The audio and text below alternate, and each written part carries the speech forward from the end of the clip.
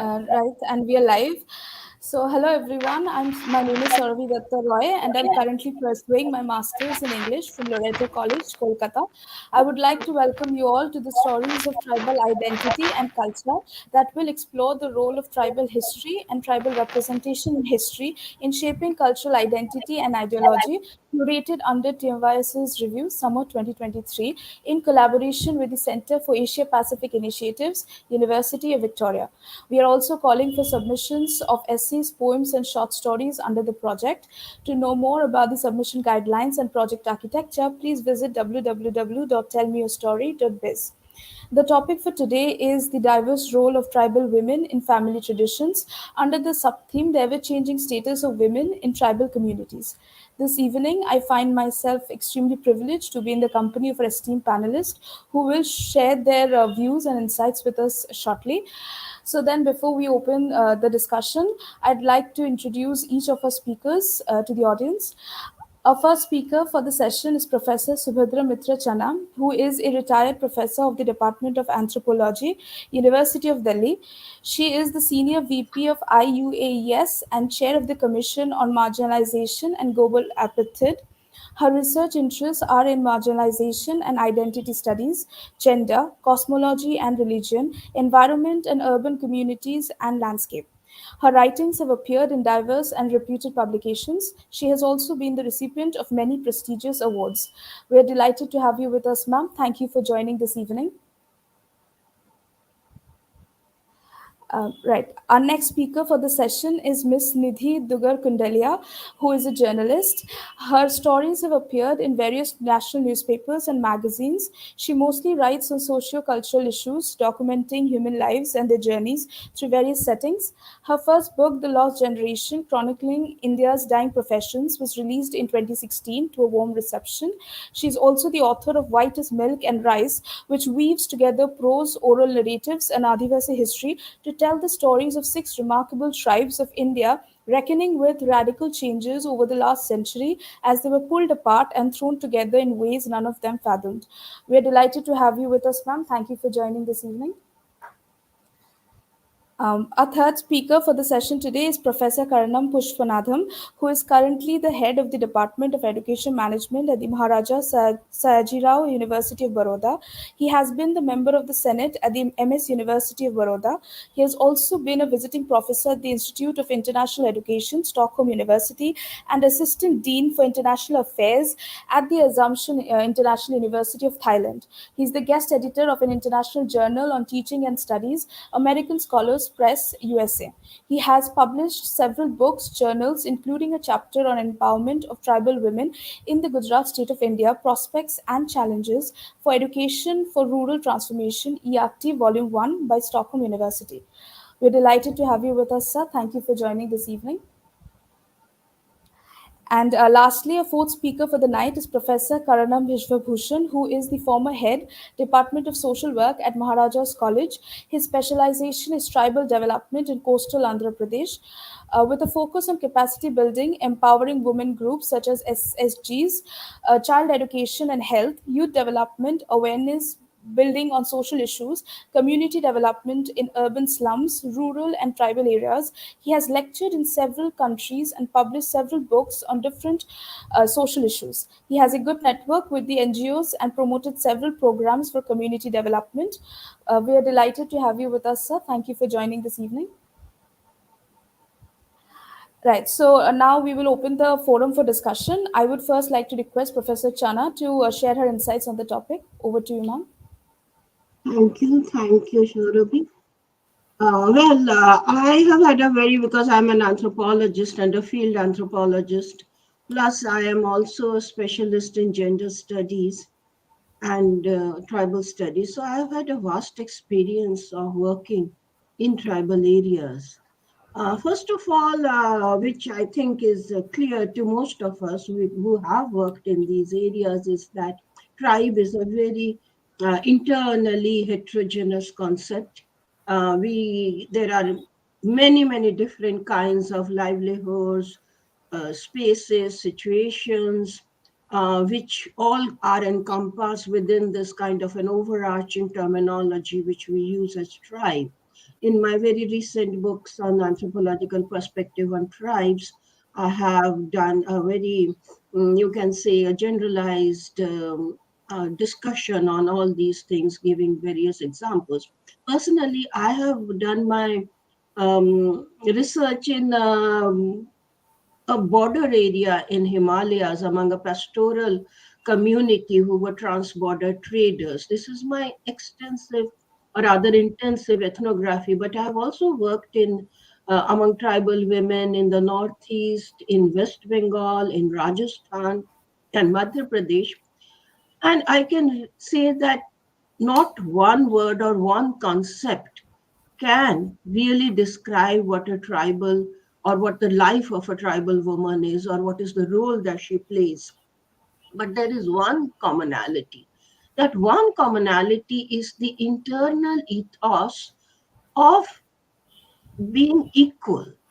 Now, women in Hindu or even in most of mainstream societies in India are weighed down by certain patriarchal norms which are inherent to a largely hierarchical society. Most tribal societies do not have these inherent values of hierarchy, so that tribal women, in whatever situation they may be, some are extremely miserable, like the tribal women I met in Jhargram in West Bengal. I mean, their misery cannot be described. Then there are some that are very favorably situated, like the Bhotia women on the Himalayan borders who have a much more control over their lives and resources and are far more prosperous. But wherever they are situated, then we have Bhil has been worked with Bhil women, with Garasias in Rajasthan, then in Kinnor, amongst the Kinnoris, then I have very strong interaction and friends amongst the Naga women, colleagues, and they are a very different kind of a situation altogether. But very importantly, this is one common thread. And sometimes when they are in a vulnerable situation, there's very freedom, relative freedom, I wouldn't say complete freedom, relative freedom that they have while they are situated in their families and in relation to the other member, the male members, the gender equations are more balanced. So if there is extreme poverty, it is extreme poverty for both men and women. And there can be what we call as a shared oppression. Of feelings I've seen where husband and wife are ready to, fight it out together. Then I have seen in the Bhotia communities in the upper Himalayan, women rule the village. Women rule the village because men go on pastoral journeys. They are not part of the women. In their cosmology, it is understood that men belong to the wild and women to society. And this is how they explain. They say men are like blood and women are like milk. Milk means sociability, mother's milk that creates all the kinship bonds. So the woman is the focus of kinship. And in fact, when they are talking about kinship relations, they trace relations through women rather than through men, as is commonly done in our societies. And so this is a very different kind of a situation. When we go into Nagaland, Naga women have complained to me that their society is highly patriarchal. They have no rights to inheritance, and they would rather be part of the, they would rather have the Indian legal system, that is the common civil code, than they would like their customary laws. So often we find in many situations, and as in feminist research we have seen, that cultural identity and patriarchy often go together. So women rebel against this kind of cultural identity which we are seeing in many parts of the world today. So these are some of the main things that I wanted to say, that yes, in their own situation, if they are not, and again that depends a lot on how far the tribe is embedded in the larger mainstream society. The more embedded they are, the worse is the situation of women, because this very independence of women, the internal independence of women, makes them vulnerable in the outside world. Women go out into the forest to collect fuel and fodder. Women go to the market in the tribal huts to sell their produce. Women are generally active in the field, they are working. But all this presence in the public domain makes them vulnerable, to the sharks that we know exist in Indian society. And those who are relatively isolated from the mainstream, who live like in the upper Himalayas on the borderland, they are safer and they can pursue, because even in the Bhotia women, they are very independent. They go, like, this is the only place where I have seen it's perfectly acceptable for women to travel on their own. Women form groups and go on picnics to different parts, relatively, like far off areas. Like they will even spend, like women were telling me, we go on a picnic, we take an old man with us, and then so that there is one man just for token, and then we have a good time and we come back after 2 3 days, we visit to some nearby, scenic area and things like that. So, and but when I went to West Bengal, this was a terrible situation: teenage pregnancy, rape, extremely high death rate, extreme poverty. But when you talk to the men and women in relation to each other, there is still a lot of what I would say an empathetic relationship than I find among mainstream hierarchical caste societies, where men and women often live in different worlds. Here, at least, no matter where they are situated, tribal men and women occupy the same space, the same social and cognitive space. So that's what I wanted to say initially.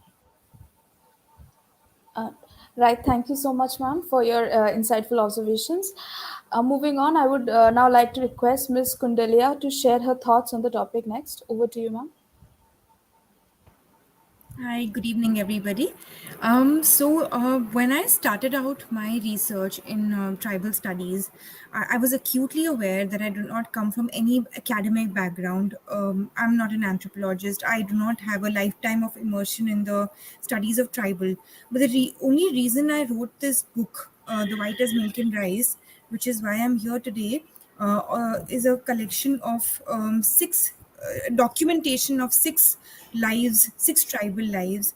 And the whole idea was to fill the gap that is there between the academics and the stories of these individual tribals, which basically are just pure stories of how they've evolved emotionally, psychologically, post independence.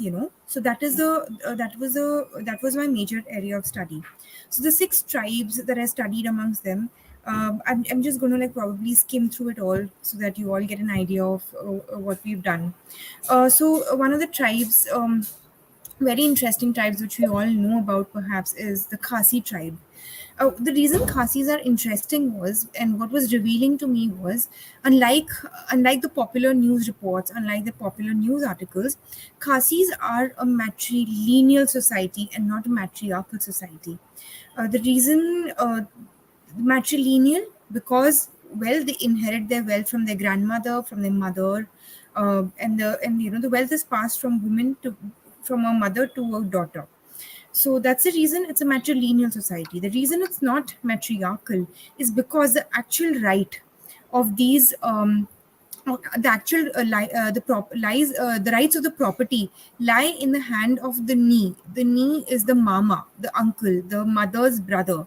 So unless and until he approves on paper, with a signature, that this property can be sold by the daughter cannot sell the property.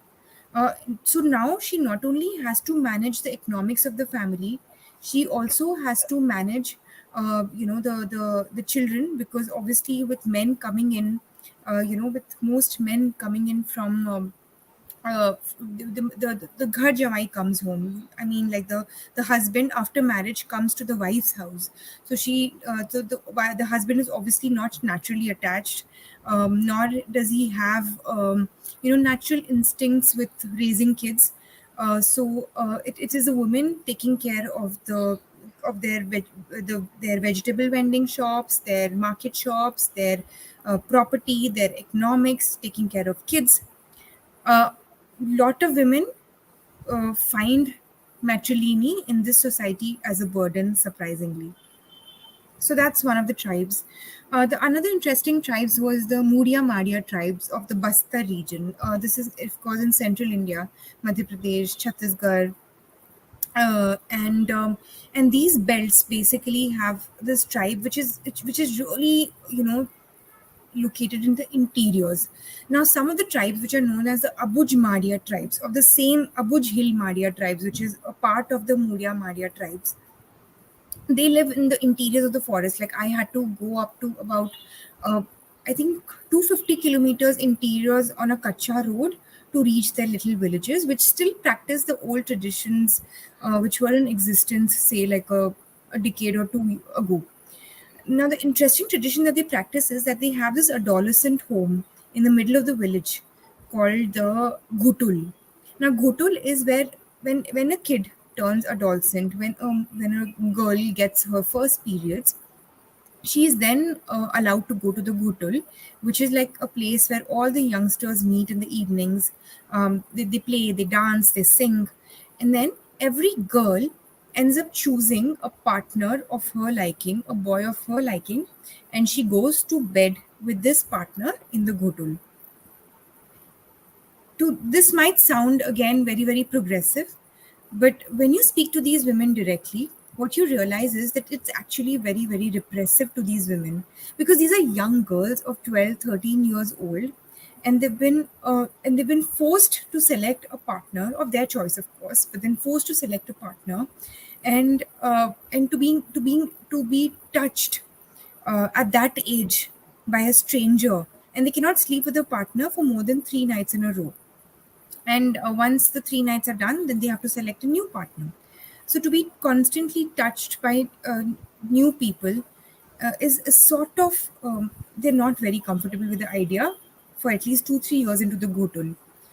But well, they're again a progressive tribe in the sense that, once they're married, they can divorce in a jiffy. They can walk out of a marriage. They can, if the husband is not behaving well.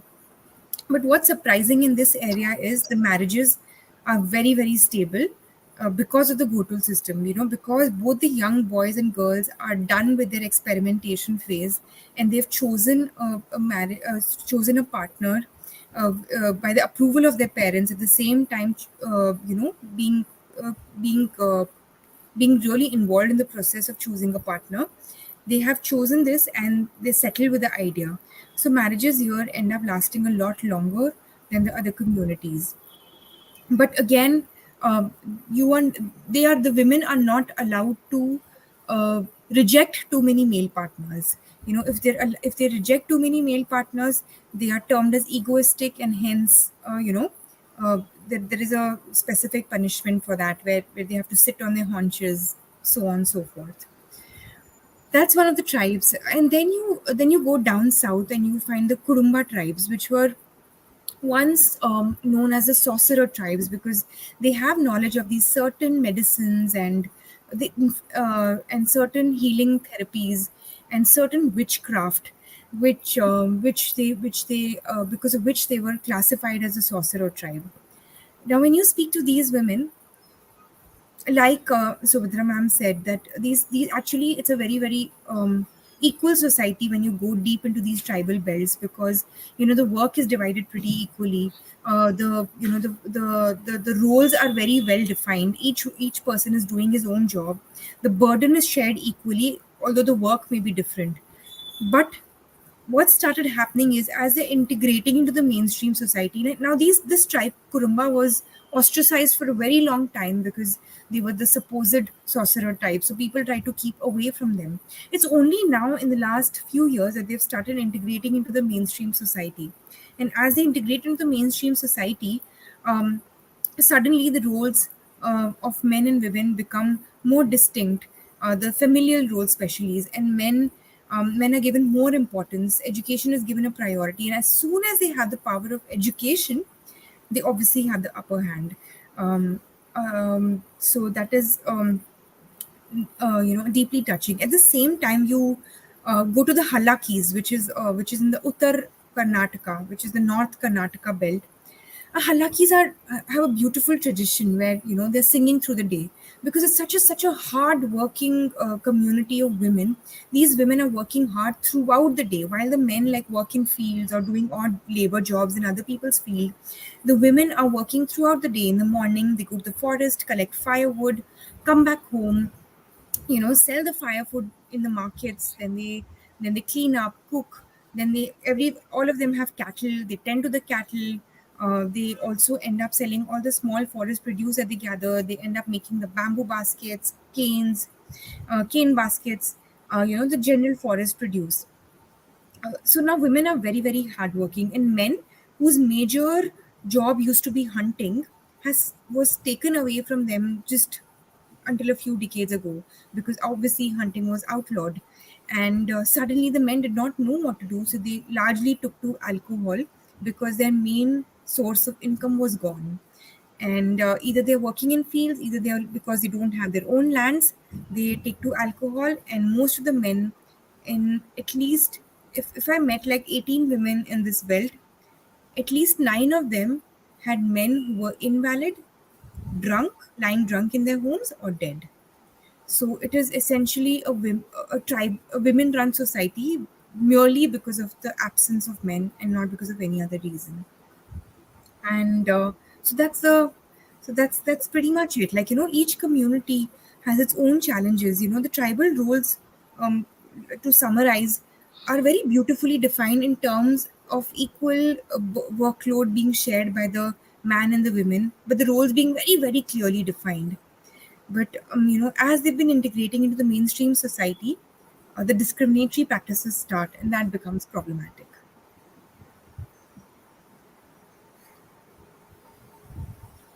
Right, ma'am.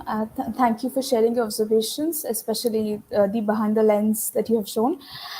Moving on, I would like to request Professor Pushpanadham to share his thoughts on the topic. Over to you, sir.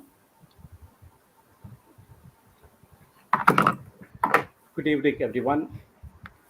Uh, Let me congratulate the organizers for taking this very, very important topic for the discussion.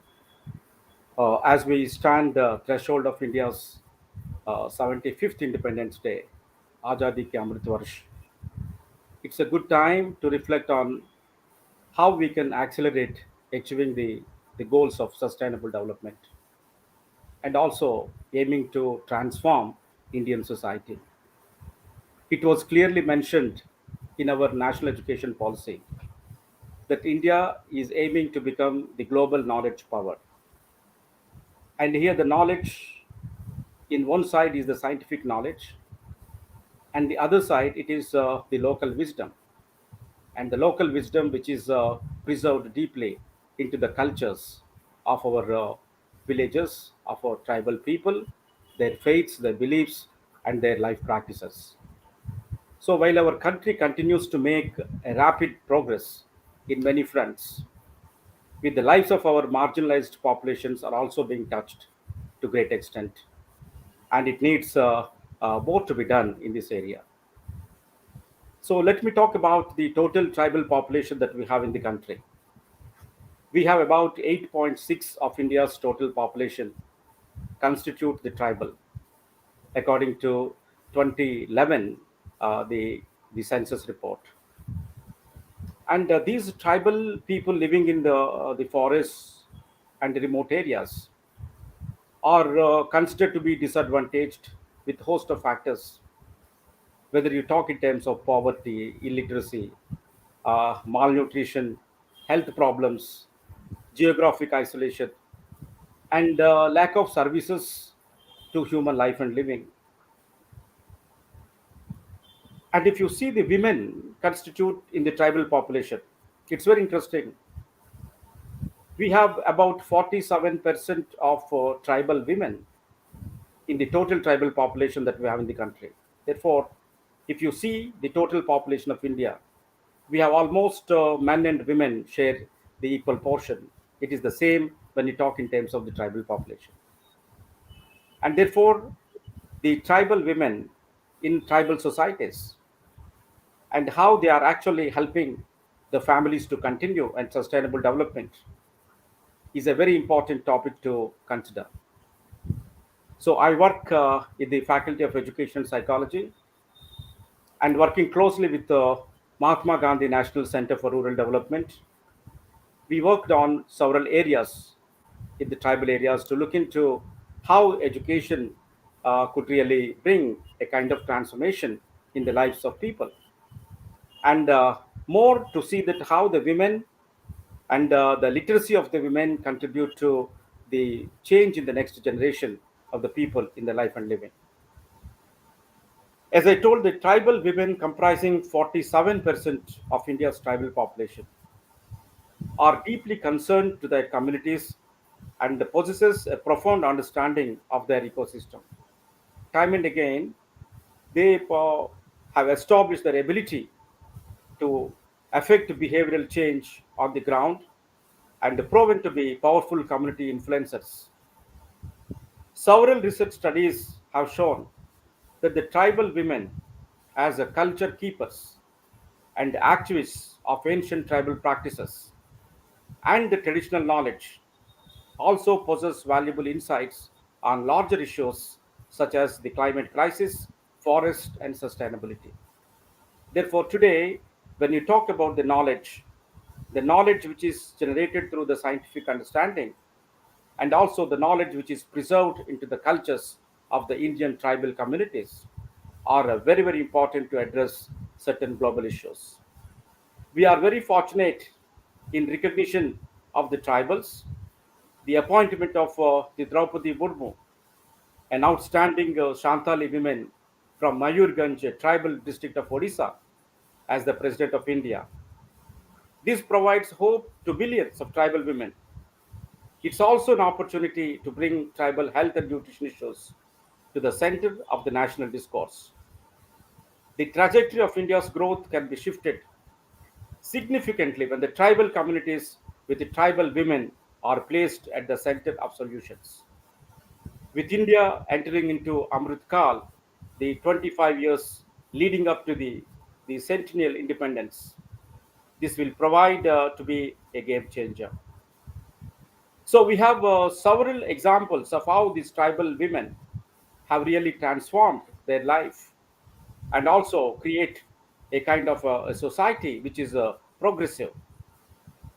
And there are several examples that we can look into. These examples of individuals and the group of women from within the tribal communities who have shown the way for inclusion and the development. The young tribal women are helping lower maternal mortality rates in Araku Valley in Andhra Pradesh, and with no maternal deaths reported for the last 3 consecutive years prior to the pandemic, which is a very, very significant effort of the tribal women in reducing the maternal mortality in a particular thing, which is a very significant activity in Andhra Pradesh that happened. And young women from the Wangcho tribe in a remote village of Arunachal Pradesh formed an informal group when there was no president of self-help groups and mobilized local women to act collectively against the opium use prevalent against the youth in the community, and therefore playing a key role in ensuring the overall well-being of the community. We have wonderful such examples in this country where the women took the leadership and exercised the leadership, came forward and creating a kind of a society which is good for the people living in those. And another significant example that I can bring to you at this platform today is the success of a recent the Ashwas 100-day campaign, which found over 9,000 new TB patients by the Ministry of Tribal Affairs, Central TB Division, Ministry of Health and Family Welfare, which the NGOs organized. You know, when the people were not really coming to take the medication of the TB, and almost 174 remote tribal districts were motivated to come forward and take the medication and come out with this very deadly disease of TB. So, what I mean to say is the women played a very, very important role, not only at the family, but also to bring transformational change. So, I bring to your notice that even these women who are not really educated, not really exposed to the world of wisdom, world of knowledge, but could understand the nature of the society and having the zeal to contribute to transform the lives of their own people could make these things happen. And imagine if such women are really provided educational opportunities, economic opportunities, and support from the government and other agencies, and we can see a great deal of transformation in the society. So there is a saying that if you educate a woman, you educate a generation and also you educate a nation. I think this is true to India and the focus in which we are marching forward in terms of the equity and inclusive the policies. I think the every individual in the country is covered and every individual in the country are given opportunities to explore and progress in their life. And there was a very significant thing that happened on the 73rd, the Republic Day celebrations. We had honored the tribal musicians, tribal artists, tribal painters. And if you read their stories and how these tribal women could come forward and plan a socially important, progressive things.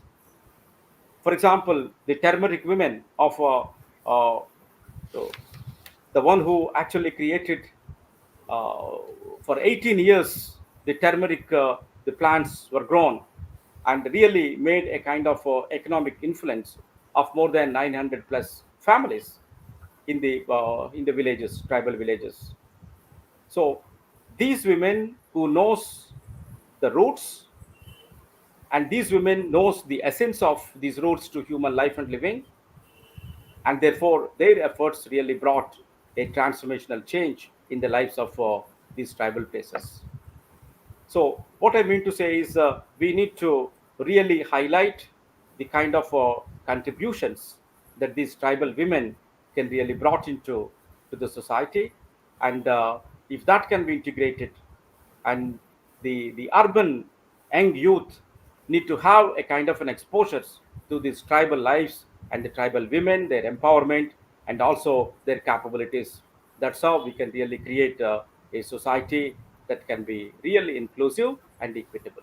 This is what I say. Thank you.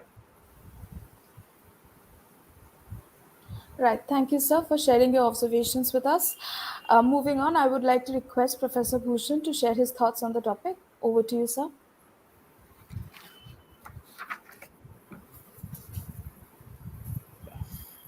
Dr. Bhushan, please unmute. A very good evening to everybody. It's a pleasure to be with you this evening to share my experiences with the tribal communities. As a social work educator for 2 decades, I experienced the tribal communities in several ways. The tribal community where I lived with them for a few days to understand their lifestyles.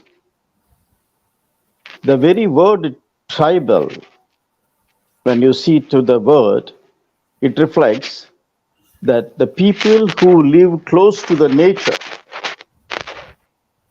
the people who live close to the nature, and the people who live with peace of mind, with faith in God, they may be having less illiteracy, less, they are maybe ignorant, but still they have that local wisdom and they live their lives up to the mark. And here I give some examples of my state, Andhra Pradesh, with the north coastal Andhra, which is I live and work, that is Vijayanagaram is my district. Mostly we find these tribal people in that hillsides and other parts of the very interior parts of the state. Generally, we have four types of these tribes. They are called Jatapu, Kodadora, Gadaba, and Savara. These are the various types of tribes mostly we find in our area.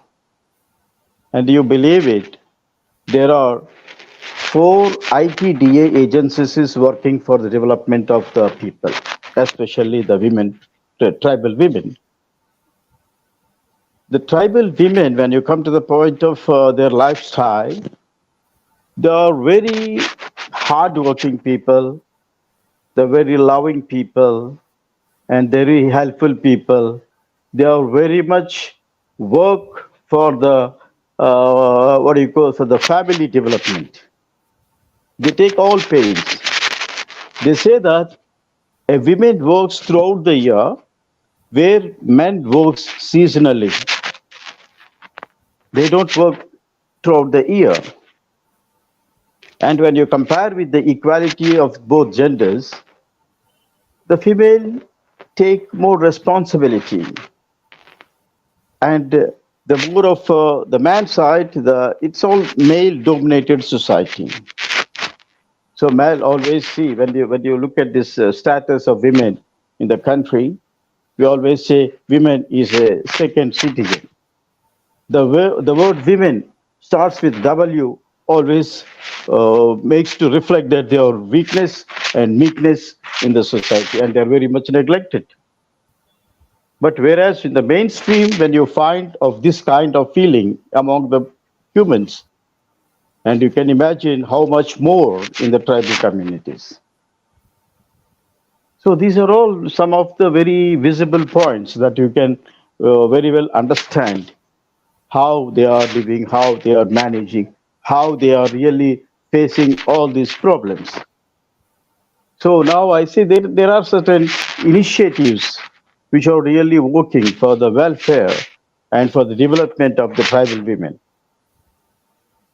And I give you a life example, like some women groups, they used to have this very cashew crops. They used to have very big cashew crops. And the people, they really have a very bunch of crops. And what happens is the middlemen, they go and they manipulate them, they exploit them, and they buy their crops for cheaper rate, and they sell it in the market for huge rate. This is how they are exploited very much. So during our meetings, during our awareness camps, we used to educate the women. Why not you start in the small group? Why not you start a small saving by yourself? Then when you come to a conclusion that you all together can put one fund, and through that fund you can buy from others, and you can sell it to the big market, where you can get the market linkage, where you can really get more profits for your life. And they have done it, and they got a good result out of it. They got good profit out of it. This is the only simple idea was given by us, and that transformed their life by getting more income. So I say that when you want to work with this sort of people, it is really important that the social workers or educationists or activists, whatever, they should work with manasa, vacha, karma, with the purity of heart, with sincere efforts, with the true commitment. Unless we do with these principles, you cannot get the better result. You can easily exploit them, no doubt. But it is not our duty to do exploitation by reaching to the hilltop. This is not for exploitation, but it is for education. Give them right education, right motivation, right direction to work, to change, to transform their own lives by themselves. This is nothing but a kind of enabling process. So I say some initiatives like develop small women groups, or community-based organizations where they can work out, and you start a kind of continuous skill development program, training program. It is not just once in a while. It is not just once in a year like that. No, it must be continuous, and constant trainings are very, very important. And thereby, they really develop a kind of awareness among themselves. They really understand. I believe strongly that these tribal people are very clever, very honest, very sincere in their duties. This is very important. And moreover, whatever program is being carried on for the development of tribal women, and you should focus on the sustainability of the program. This is very important. When there is no sustainability of these programs, then it is a very, very, difficult to carry on, and it is stops then and there itself. And encourage with more income generating programs. Just now I gave you an example. No doubt they have their own skills and capacities. Only thing, you must be able to tap the capacities, channelize the capacities, make them understand how to utilize their capacities for their development. And you also must develop a kind of market linkages for them. Because you see, tribal life is not just living on the hills. What are the products, agriculture products that we are getting today? Ginger, turmeric, tamarind, all those are the major tribal products. And the government is really doing very good by marketing them through Girijana marketing agencies.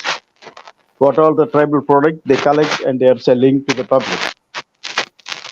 But but the people themselves also can do it, only without providing a kind of support by microfinance institutions. Otherwise, they will be held up with the money lenders. They take money for huge interest, and either they pay the money or they cannot pay the interest. And this is a big trouble that people are really facing. This is the one side of their lifestyle. The other side is the health point of view. Especially the women, tribal women of this area are very low educated. And they are use all the old age practices for health. They use all magical things for their health. They don't use the medical facilities because there are very bad medical facilities for them. So there is a lot of malnutrition. There is a lot of child death rate is there, and women die at the time of pregnancy. Because you see, the tribal people, they live on the hilltops. If they want any medical aid, by the time they come down to the hill, sometimes they may die. A pregnant lady to be carried to the hospital for delivery. So many deaths are taking place in our district only because they are not given proper medical facilities.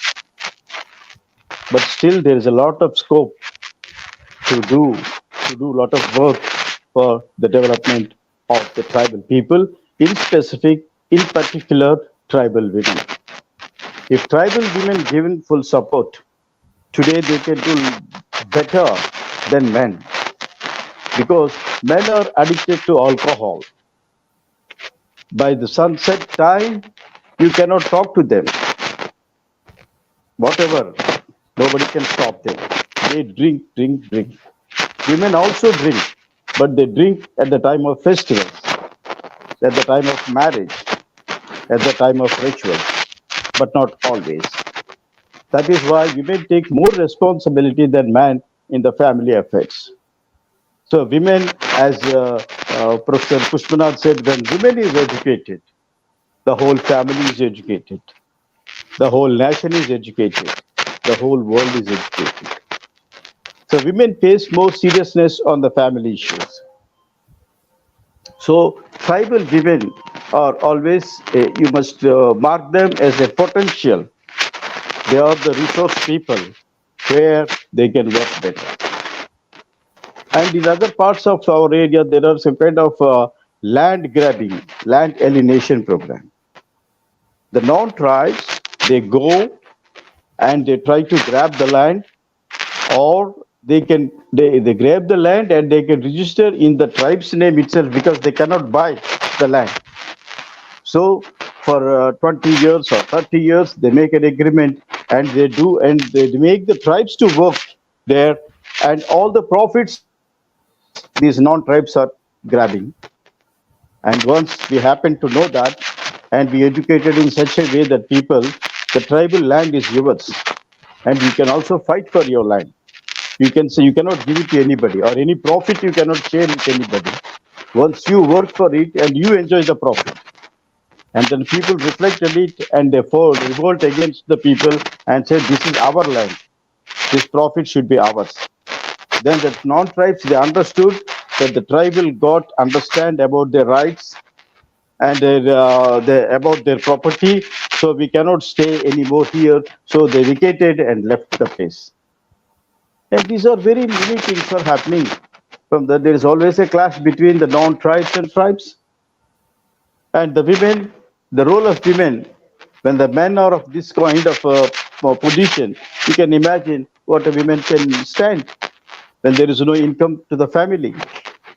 So this is very important, dear colleagues, to understand the concept of the development.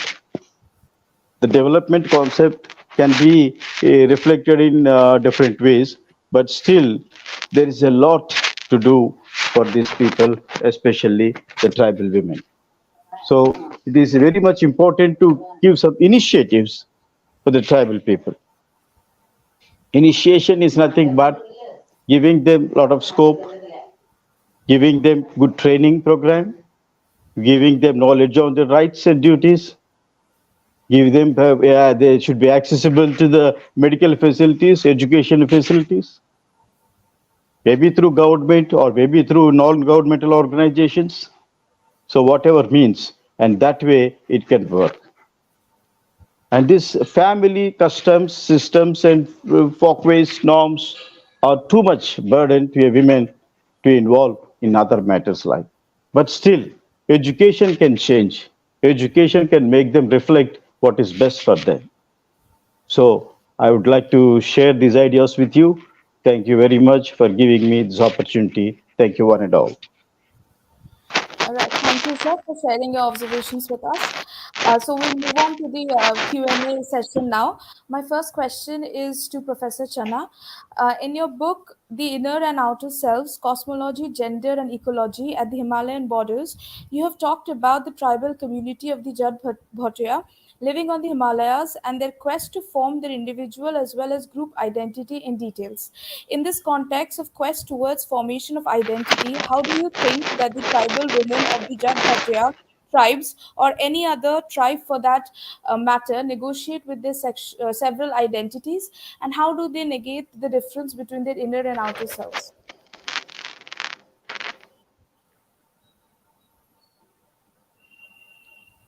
Ma'am, you're on mute. If you could unmute yourself.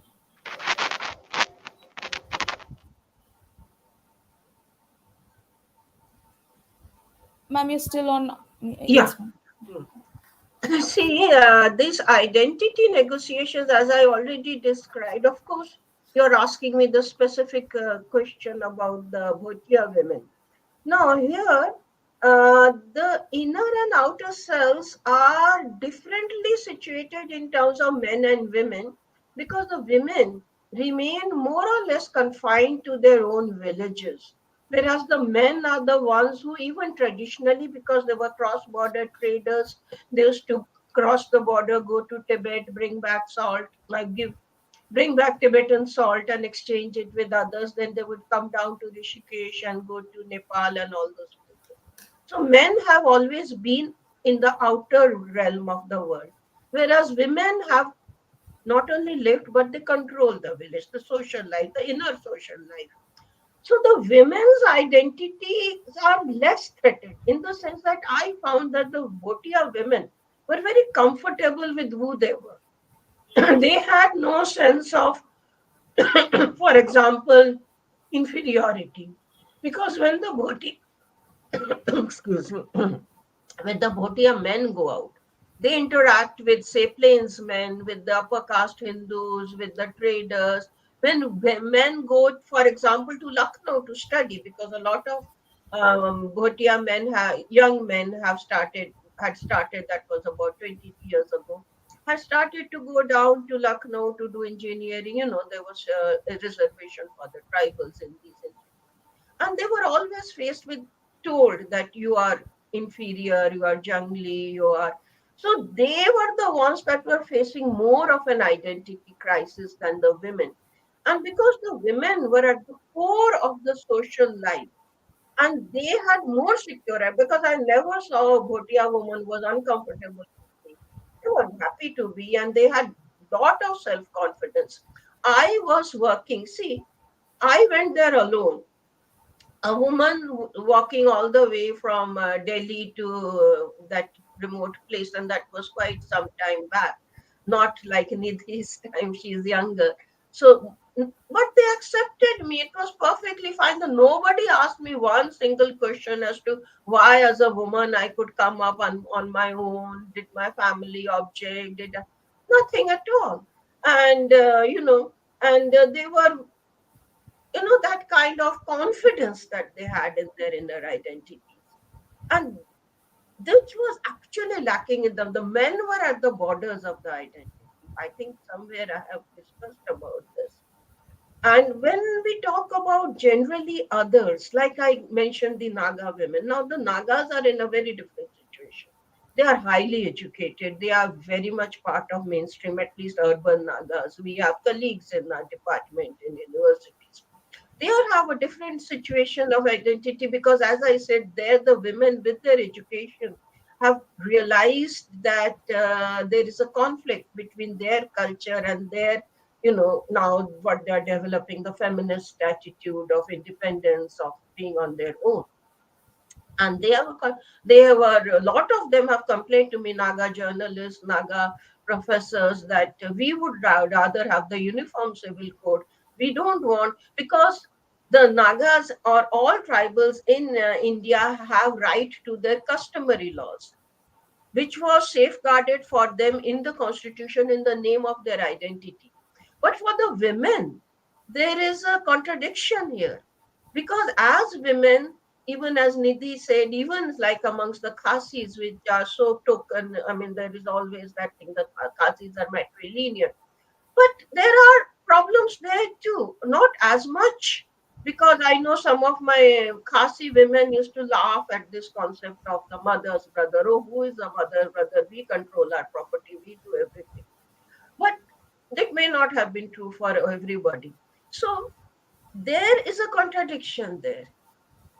There they are, rather they go for their gender identity of being independent women than they would like to subscribe to the tribal identity, which is more patriarchal and more controlling on them. So I mean, the situations differ, and identity contestations. For example, one of my students, she came from a very small tribe, and as you know, in the census, when the census was earlier taken, I've discussed these things in another paper, in my paper that is published in the, the Nehru Memorial Library. They published these little, so there is one paper with which I've discussed this part of classification. So when the census was taken earlier, and most very small tribes, say 400, 500, 600 people, they were merged with the larger tribes, so that you have a larger category. And these people lost their identities. So when it comes in the constitutional safeguards like giving reservation, so it is the larger entity that gets all the reservation, and the smaller ones who have been submerged within that larger identities don't get anything, because they're anyway marginalized, they are smaller. So this girl came to me from a very remote village in Manipur, and she told me, "Ma'am, I want to do my PhD on the identity of my tribe so that they get constitutional recognition." And believe me, it happened in 2000. the tribe got recognition, and her PhD thesis was taken as one of the evidences, a testimonial that this tribe has a separate identity from the larger identity in which it was merged. So there are different ways in which people are working on identities. There are different issues regarding identity. It's very complex. As we social scientists can understand, all of you would be that things are not simple. It's not linear equations. We have equations with multiple variables. Right. Um, Moving on, my next question is for Ms. Kundalia. According to you, what are some of the roles of the tribal women that help the society move forward but are often overlooked by the outsider's perspective? The last part was a bit unclear. Can you repeat that? Um, what are some of the roles of tribal women that help the society move forward but are often overlooked by an outsider who doesn't belong to the tribe? Right, right. You know, honestly, I would say, like, the fact that they're so intrinsically in sync with nature, and so in sync with the environment. They're constantly, actually, not just the women, the men also. Women largely because they have bigger roles to play, as in like waste disposition, selecting vegetables and fruits to eat, in selecting the herbal medicines, adding those to their bags. When they're out for their out in the forest, they're like constantly picking up little herbs and medicines, to add to their little medicine box back home. So the women have a larger role to play in that sense, but the fact that they're so in tune with the environment, when, like, for example, if you look at the Kurumba women, who, every day, like, these Kurumba women walk up and down the hills, and while they're doing that, they pick up the wild spinach, they pick up wild tomatoes, they cook what's in season, they pick up herbs and medicines, which they honestly don't even know the names of. Um, they just know it by their look and feel. Like, they can't even tell each other, hey, get that herb or get that medicine and it'll cure you. Only a few members of the tribal, or a few women members of this community, know the names of the medicines, know the cure that lies behind these medicines, and they very secretly pass it on to their grandchild daughter. And this is not taught by names, it's just taught by tagging along with this grandmother, and, like, learning to see and feel, and identifying which herb quality is better than the other quality.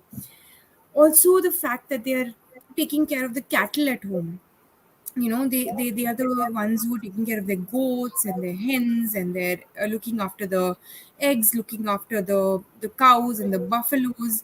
Them, when you look at the women in the Chanka society in Ladakh,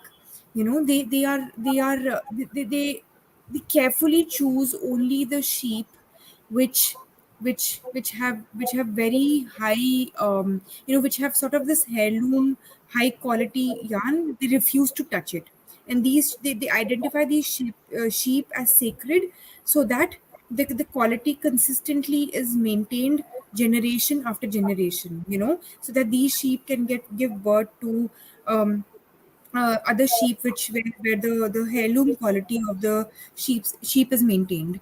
Then you look at, the Khasis, where they're preserving these sacred groves, these sacred forests, and keeping them like untouched. No, you're not allowed to take out a single leaf or a single branch or a single dead flower from these forests. And the reason is that because it's sort of to preserve the biodiversity. So with women, increasingly in today's time, they've been more in tune with the culture because their exposure to the world has been lesser. Their exposure to the mainstream society has been lesser, and that's why they're able to hold on to, even if it's by mere threads and strings, they're able to hold on to this, to their practices. And that's a reason, I guess, they're able to carry it forward strongly. But I guess, like, men too were, in the tribal society, when it comes to these roles, there's hardly, when it comes to responsibility, or when it comes to carrying forward traditions, men and women are equally responsible, unlike the mainstream society. Right.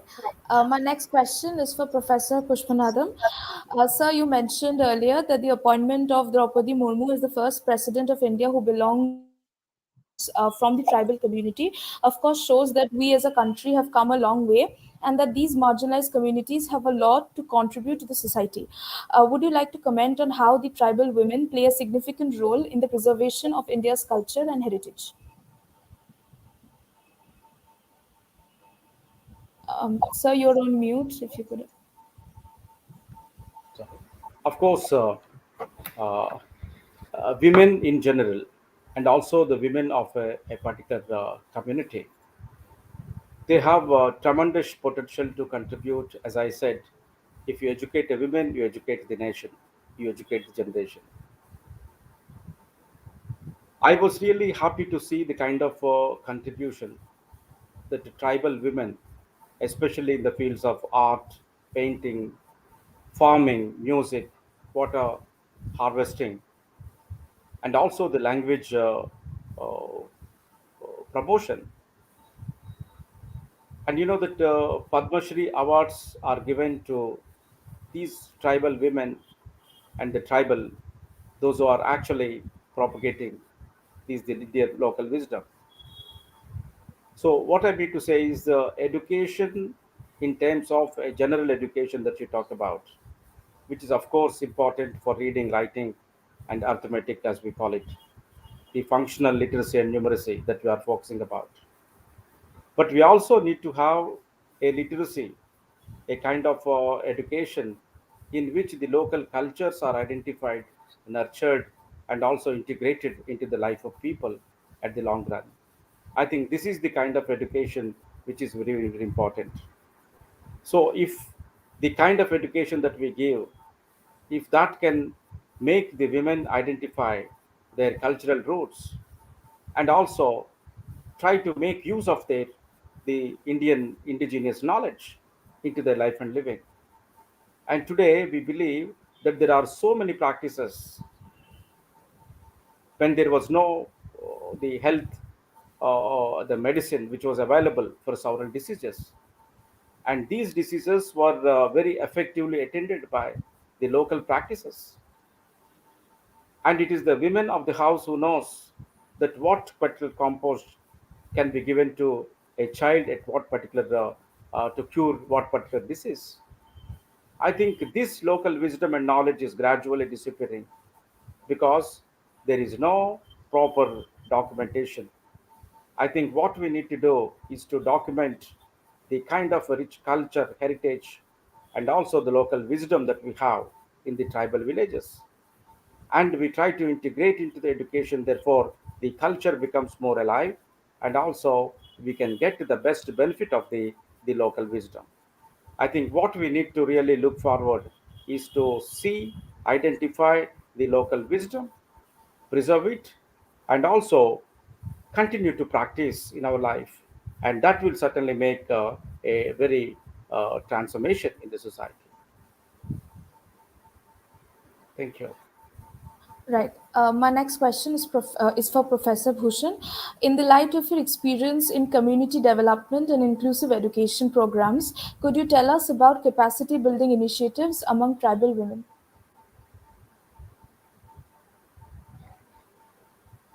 Sir, you're on mute.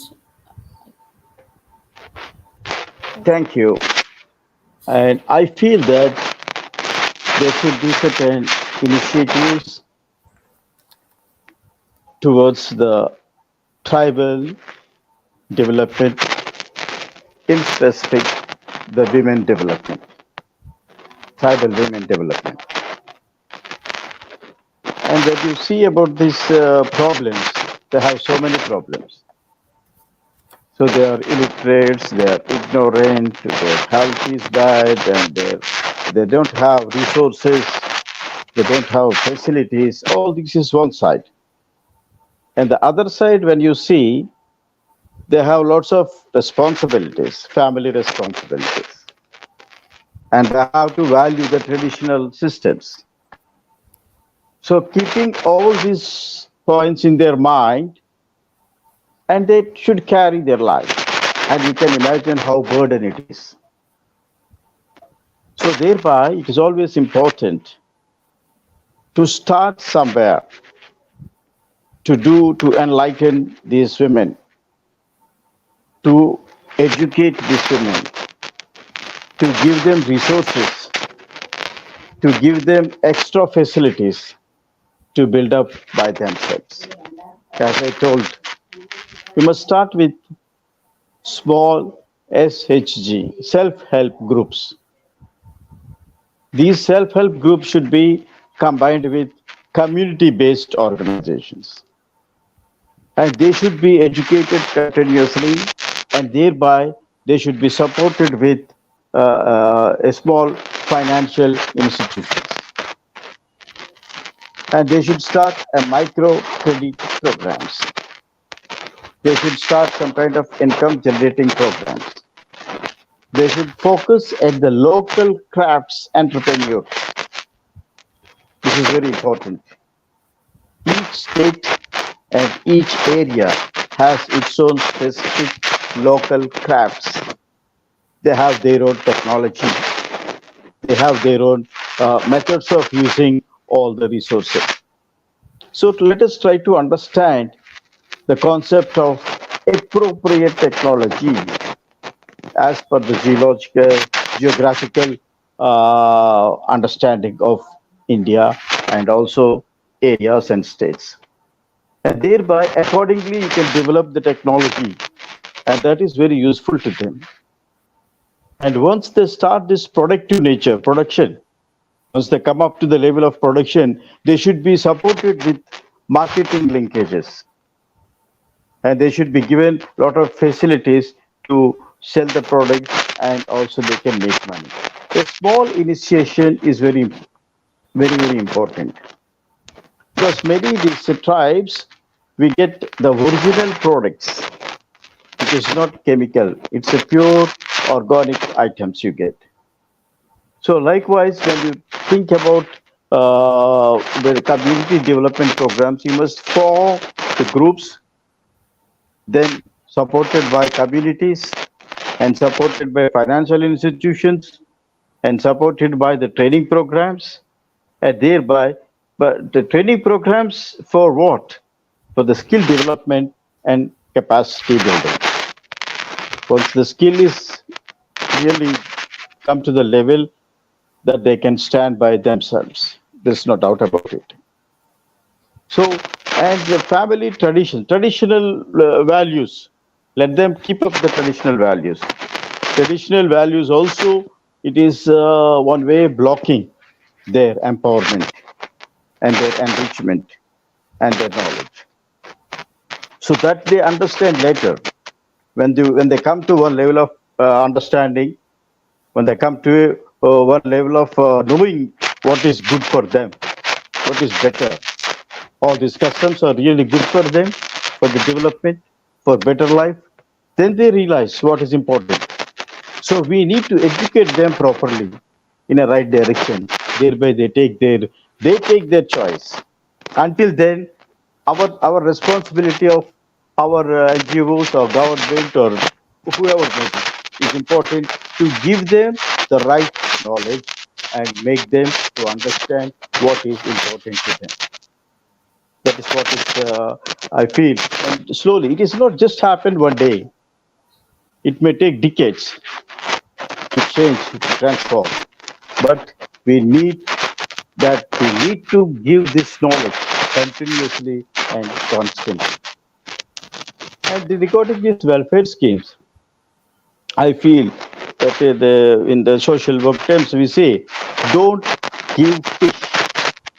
You teach them how to catch fish to anybody, women groups or tribal groups or any.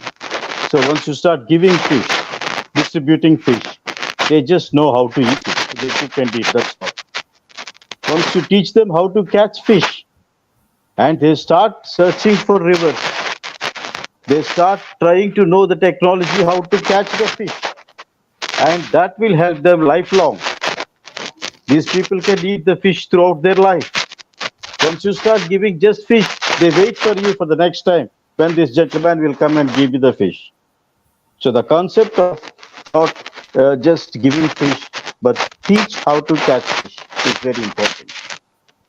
And when you do some kind of welfare programs, I feel that it should be not just coming, discussing at the glass rooms, AC rooms, and coming down with kind of coming down for to do something. Oh, this is fitting for you. No, that's not the right.